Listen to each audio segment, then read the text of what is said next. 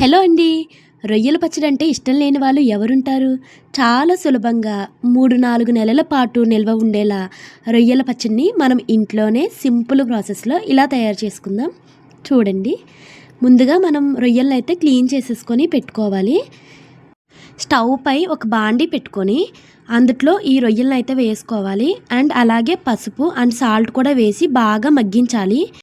నీరు మొత్తం రొయ్యలు పీల్చుకునేంత వరకు కూడా మనమైతే మగ్గనివ్వాలి వాటిని. ఇలా వాటర్ అంతా ఇంకిపోయిన తర్వాత నెక్స్ట్ అయితే మనం పొడి మూకుడైతే పెట్టుకొని 5-6 దాల్చిన చెక్కలు అండ్ అలాగే 10 లవంగాలు, 5 యాలకులు, 2 స్పూన్స్ ధనియాలు అండ్ 1 స్పూన్ జీలకర్ర వేయించి పొడి చేసి పక్కనైతే పెట్టుకోవాలి. ఇలా డ్రై రోస్ట్ చేసుకోవాలి. ఇలా వేపుతూ ఉండాలి. వేపేసుకొని ఇలా పక్కకైతే తీసేసుకోవాలి. అండ్ నెక్స్ట్ అలాగే వేయించి పక్కన పెట్టుకున్న రొయ్యలను అయితే నేను ఈవెన్గా ఇలా 2 పీసెస్లా అయితే కట్ చేస్తున్నాను. ఇలా కట్ చేసుకోవడం వల్ల మనకి పచ్చడి బాగా లాక్కొని చాలా స్పైసీగా ముక్క అన్నీ బాగా లాక్కుంటుంది. ఇది ఆప్షనల్ అండి. కావాలనుకున్న వాళ్ళు కట్ చేసుకోవచ్చు, లేదంటే మనం రొయ్య పళ్ళంగా అయినా ఉంచుకోవచ్చు. అలాగే స్టవ్ పై ఒక బాండీ పెట్టుకొని 300 గ్రాములు వేరుశనగ నూనె వేసుకోవాలండి. పచ్చళ్ళు కమ్మగా ఉంటాయి. 300 గ్రాముల వేరుశనగ నూనె తీసుకొని బాగా మరిగిన తర్వాత మనం ఉడకబెట్టి పక్కన పెట్టుకున్న రొయ్యలు ఉన్నాయి కదండి, అవైతే యాడ్ చేసేసుకోవాలి. అవి బాగా ఫ్రై అవనివ్వాలి. ముక్క బాగా ఫ్రై అవుతే మనకి ఎక్కువ రోజులైతే నిల్వ అయితే ఉంటుందండి. రొయ్యల ఆవకాయ అంటే నచ్చని వాళ్ళు ఎవ్వరూ ఉండరు. చాలా టేస్టీగా ఉంటుంది. అలా వర్షం పడుతున్నప్పుడు ఏమీ కర్రీస్ లేనప్పుడు ఇలా ఒక్క ఆవకాయ వేసుకొని తింటే చాలా బాగుంటుంది. ఈ ఈ పెద్ద రొయ్యలు బిర్యానీకి కానీ పచ్చడికి కానీ చాలా బాగుంటాయి. మేమైతే భీమవరంలో ఉంటాము. ఇటు సైడ్ అయితే బాగా దొరుకుతాయి. చేపల చెరువులు, రొయ్యల చెరువులు చాలా అంటే చాలా ఉంటాయి. బాగా దొరుకుతాయి ఇక్కడ. ఇలా అయితే మనం ఫ్రై చేసుకొని తిప్పుకుంటూ ఉండాలి.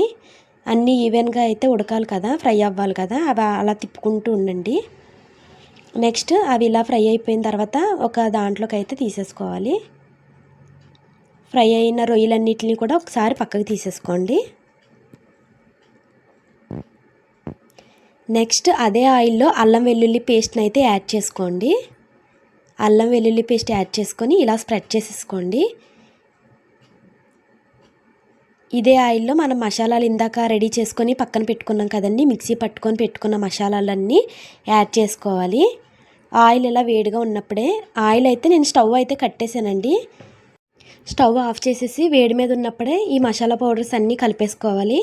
అండ్ అలాగే ఈ పచ్చి రొయ్యలు ఉన్నాయి కదండి, ఇందాక ఫ్రై చేసుకున్న పక్కన పెట్టుకున్నాం కదా, అవి కూడా యాడ్ చేసేసుకోవాలి. కారం, మసాలాలు, కారం కూడా మనకు తగినట్టు కారం కూడా యాడ్ చేసుకోవాలి. సాల్ట్ కూడా రుచికి సరిపడా సాల్ట్ యాడ్ చేసుకోవాలి. నాన్ వెజ్ పికిల్స్లో కన్ఫామ్గా కారం ఎక్కువగానే ఉండాలి.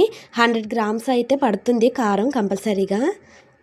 అలా యాడ్ చేసేసుకోండి. అండ్ అలాగే ఆవాలు ఉంటాయి కదండి, ఆవాలు 1 స్పూన్ తీసుకొని మిక్సీ పట్టేసుకోవాలి. ఆవపిండి అది యాడ్ చేసుకోవాలి టేస్ట్ కోసం. అండ్ అలాగే నిమ్మకాయలు ఒక 10 నిమ్మకాయలను అయితే కట్ చేసుకొని ఇలా రసం పిండేసుకోండి. రసం పిండుకొని ఇదైతే పచ్చడి చల్లారిన తర్వాత అయితే కలుపుకోవాలి. కాస్త గోరువెచ్చగా ఉన్నా పర్వాలేదు. ఇలా కలిపేసుకోవాలి. నిమ్మరసాన్ని యాడ్ చేసేసుకొని, చూసారా, ఇలా యాడ్ చేసేసుకుంటే ఇప్పుడు టేస్ట్ చూసుకోండి, ఎక్సలెంట్గా ఉంటుంది. ఏదన్నా సరిపోకపోతే సాల్ట్ అది యాడ్ చేసుకోండి. నోరూరించే రొయ్యల పచ్చడి రెడీ అయిపోయింది. మీ ఇంట్లో కూడా ఇలా చేసుకోండి. మన వీడియో ఫస్ట్ టైం చూస్తుంటే కనుక లైక్ చేయండి, షేర్ చేయండి, సబ్స్క్రైబ్ చేయండి. మీకు తెలిసిన వాళ్ళకి కూడా షేర్ చేయండి. మన ఛానల్లో చాలా అంటే చాలా వీడియోలు ఉన్నాయండి. ఒక్కసారి వెళ్ళి మన ఛానల్ ఇలా వేడివేడి అన్నంలో అలా పచ్చడి వేసుకొని కలుపుకొని తింటే ఉంటుంది. ఇంకా అసలు ఏమీ అవసరం లేదనిపిస్తుంది. Thank you so much for watching.